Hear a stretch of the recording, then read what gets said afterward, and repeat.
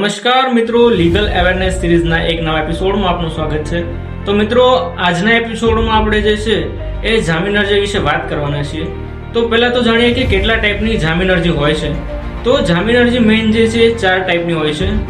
એક તો જે રેગ્યુલર જામીન અરજી છે, એક છે આગોતરા જામીન અરજી, એક છે વચગાળાની જામીન અરજી અને એક છે ડિફોલ્ટ જામીન અરજી।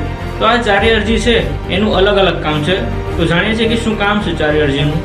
તો પહેલા તો જે છે રેગ્યુલર જામીન અરજી, જ્યારે કોઈ કેસ ચાલે છે અને તમારે કોઈ જામીન અરજી કરવી છે તો ત્યારે કેસ દરમિયાન જે તમે જામીન અરજી કરો છો તો એ રેગ્યુલર જામીન અરજી।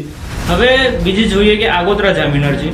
તો તમારી પર FIR થઈ છે અને તમને એવું લાગે છે કે તમારી ધરપકડ થવાની છે, એના માટે તમે જે છે આગોતરા જામીન અરજી કરી શકો છો। તો આથી આગોતરા જામીન અરજી। હવે જે છે વચગાળાની જામીન અરજી। વચગાળાની જામીન અરજી એટલે જો કોઈ કેસ લાંબો ચાલે છે અને વચ્ચે તમારી જામીન જોઈએ છે તો તમે જે છે વચગાળાની જામીન અરજી કરી શકો છો। હવે છેલ્લે છે ડિફોલ્ટ જામીન અરજી।